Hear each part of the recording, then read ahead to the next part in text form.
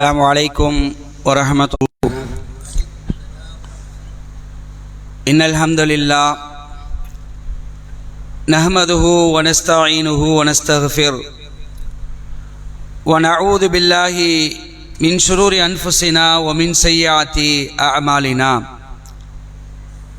من يهده الله فلا مضل له ومن يضلل فلا هادي له. وأشهد أن لا إله إلا الله وأن محمدًا عبده ورسوله أما بعد.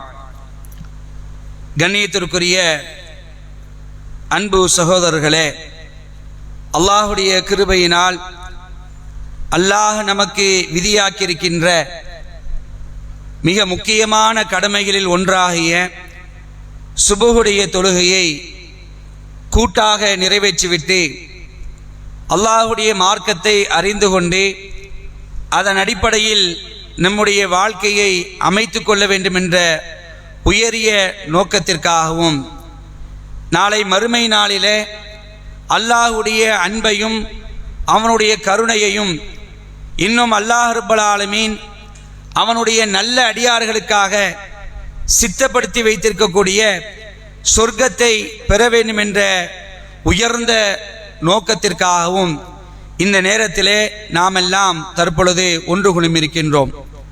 அன்புக்குரிய சகோதரர்களே, இந்த உலகத்தில் வாழக்கூடிய தருணத்தில் அல்லாஹுடைய மார்க்கத்தை இஹ்லாஸான அடிப்படையில் பின்பற்றக்கூடியவர்களுக்கு அல்லாஹ் ரப்பல் ஆலமீன் நாளை மறுமையில் மகத்தான கூலியாக இருக்கக்கூடிய சொர்க்கத்தை வழங்குவதாக வாக்குறுதி அளித்திருக்கின்றான். அந்த சொர்க்கம் எப்படிப்பட்டது என்பதை தன்னுடைய திருமறை குர்ஆன் மூலமாகவும் நபிகளாருடைய செய்திகள் மூலமாகவும் நமக்கு தெரிவித்திருக்கின்றான். அதிலே இந்த சொர்க்கத்தை பற்றி அல்லாஹ் ரப்பல் ஆலமீன் தன்னுடைய திருமறை குர்ஆனில் எப்படி அறிமுகப்படுத்துறான்னு சொன்னா, இந்த சொர்க்கத்தை இதுவரைக்கும் யாருமே பார்த்தது கிடையாது. அது எப்படி இருக்கும், அது எப்படி நம்ம கற்பனை செய்ய முடியும்? சில நேரங்களில் சொர்க்கத்தை பற்றி ரசூலுல்லாஹ் சொல்லும் பொழுது நம்முடைய கற்பனைக்கு வரும், இமேஜினேஷனுக்கு வரும். இப்படி இருக்குமோ, தங்கத்தால் இருக்குமோ, வைரத்தால் இருக்குமோ, அவருடைய மாளிகைகள் பிரம்மாண்டமாக இருக்குமோ, அப்படி நம்ம நினைக்கிறோமா இல்லையா? அப்படி கூட இருக்காது. அல்லாஹ் ரப்பல் ஆலமீன் தன்னுடைய திருமறை குர்ஆனில் சொல்லும் பொழுது அந்த சொர்க்கம் என்பது புதுமையானது. அது இதுவரைக்கும் யாரும் பார்த்ததே கிடையாது.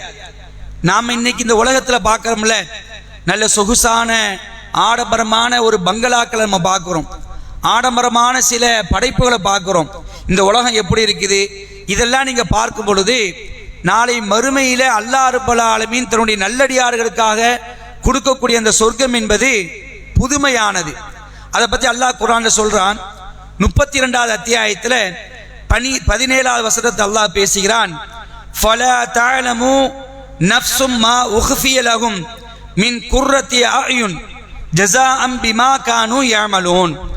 அவர்கள் செய்து கொண்டிருந்த நல்ல செயல்களுக்காக உலகத்தில் வாழும் பொழுது யாரெல்லாம் நல்ல காரியங்கள் செய்தார்களோ, அல்லாஹ்வுக்காக அல்லாஹ்வுக்கு பயந்து இந்த உலகத்தினுடைய வாழ்க்கையில தீமைகளிலிருந்து விடுபட்டு நன்மையான காரியங்கள் யார் வாழும்போது செய்தார்களோ அவர்களுக்காக நாம் எப்படிப்பட்ட கூலியை தயார் செய்து வைத்திருக்கிறோம் என்றால் அல்லாஹ் பேசுகிறான்.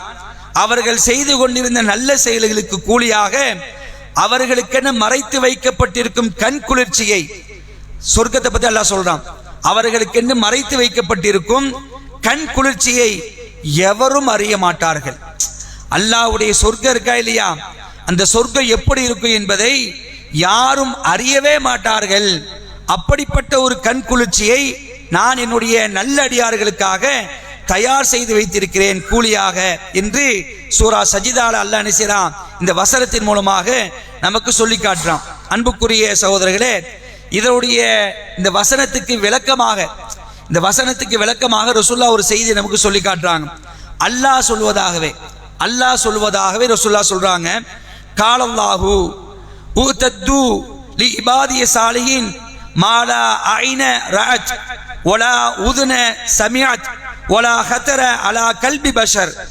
ரசூலுல்லாஹ் சொல்லி காட்டுறாங்க, அல்லாஹ் கூறினான், என்ன சொன்னா, எந்த கண்ணும் பார்த்திராத, இந்த கண் இருக்கா இல்லையா, இந்த கண்ணு பார்த்திருக்கவே இருக்காது, எந்த கண்ணுமே பார்த்திருக்காது, எந்த கண்ணும் பார்த்திராத, எந்த காதும் கேட்டிராத, ரசூலுல்லாஹ் சொல்றாங்க, எந்த காதும் கேட்டிராத, எந்த மனிதனின் உள்ளத்திலும் கற்பனையிலும் உதித்திராத, எந்த மனிதனுடைய உள்ளத்திலும் கற்பனையிலும் உதித்திராத இன்பங்களை என்னுடைய நல்லடியார்களுக்காக நான் சொர்க்கத்தில் தயார்படுத்தி வைத்திருக்கிறேன். சொர்க்கத்தில் அல்லாஹ் ரப்பல் ஆலமீன் எப்படிப்பட்ட இன்பங்களை வச்சிருக்கிறான், எந்த கண்ணும் பார்த்திராத, எந்த காதும் கேட்டிராத, எந்த மனிதனுடைய உள்ளமும் இதுவரைக்கும் கற்பனையில கூட உதித்திராத அப்படிப்பட்ட மகத்தான இன்பங்களை சொர்க்கத்தில் நான் என்னுடைய நல்லடியார்களுக்காக தயார்படுத்தி வைத்திருக்கிறேன் என்று அல்லாஹ் கூறினான் என்று அல்லாஹ்வுடைய தூதர் ஸல்லல்லாஹு அலைஹி வஸல்லம் சொல்லிட்டு இந்த வசனத்தை ஓதி காட்டுறாங்க. இந்த வசனம் மேல அல்லாஹ் சொன்னானா இல்லையா, அதாவது கால ஃபலா தஅலமு நஃப்ஸும் மா உஃபிய லஹும் மின் குர்ரத்தி அயுன், அதாவது அவர்களுக்கென்று நாம் மறைத்து வைக்கப்பட்டிருக்கக்கூடிய கண்குளிர்ச்சியை எவரும் அறியவே மாட்டார்கள் என்ற அந்த வசனத்தை நீங்கள் ஓதிக்கொள்ளுங்கள் என்று ரசூலுல்லாஹ் நினைச்சாங்க. இந்த செய்தியை சொல்லிட்டு இந்த வசனத்தை சொல்லி காட்டுறாங்க. இந்த செய்தி புகாரில பதிவு செய்யப்பட்டிருக்கு. அபூ ஹுரைரா ரலியல்லாஹு அன்ஹு நினைச்சாங்க அறிவிக்கக்கூடிய ஒரு செய்தியை பார்க்கிறோம். அன்புக்குரியவர்களே, இப்படிப்பட்ட இந்த மகத்தான கூலியா இருக்கக்கூடிய சொர்க்கத்துல ஒரே ஒரு முழம் இடம் கிடைப்பது எவ்வளவு பாக்கியம் தெரியுமா? இந்த உலகத்துல சில இடங்கள் வாங்குவதற்கு எவ்வளவு கஷ்டப்படுறோம், இந்த உலகத்தில் நாம் வாழ்வதற்கு நமக்கென்று ஒரு இடத்தை வாங்குவதற்கு எவ்வளவு முயற்சி பண்றோம், எவ்வளவு பொருளாதாரத்தை செலவழிக்கிறோம். அல்லாஹ்வுடைய தூதர் ஸல்லல்லாஹு அலைஹி சொல்லி காட்டுறாங்க, நாளை மறுமை நாள்ல ஒரே ஒரு முழம் சொர்க்கத்துல உங்களுக்கு இடம் கிடைச்சிட்டா போதும். எதுக்கு தெரியுமா சமம்? இந்த உலகத்தை விட சிறந்ததா இருக்குங்கிறாங்க ரசூலுல்லாஹ். சொர்க்கத்துல ஒரே ஒரு முழம், ஒரு வில்லுக்கு சமமான அல்லது ஒரு முழம் இடம் கிடைப்பது என்பது சூரியன் எதன் மீது உதித்து மறைகிறதோ அந்த உலகத்தை விட சிறந்ததாகும் என்று ரசூலுல்லாஹ் சொல்றாங்க. எந்த அளவுக்கு பாருங்களேன், இந்த உலகத்தையே விட சிறந்தது. உலகம் முழுவதுமே ஒருத்தனுக்கு சொந்தமா இருக்குது. இந்த காயல்பட்டு இருக்கக்கூடிய சொத்துக்கள் எல்லாம் ஒருத்தருக்கு சொந்தமா இருக்கு. எவ்வளவு பெரிய ஆளா இருப்பாரு. இந்த காயல்பட்டத்துல இருக்கக்கூடிய எல்லா சொத்துக்களும் ஒருவருக்கு சொந்தமா இருக்குது. காயல்பட்டத்தை விடுங்க, தூத்துக்குடி மாவட்டமே இவனுக்கு சொந்தமா இருக்குது.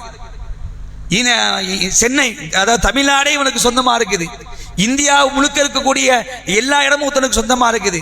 உலகம் முழுவதும் இருக்கக்கூடிய ஒருத்தனுக்கு இடம் எல்லாம் ஒருத்தனுக்கு சொந்தமா இருந்துச்சுன்னா எவ்வளவு பெரிய பாக்கியசாலி, எவ்வளவு பெருசா நம்ம பார்ப்போம்.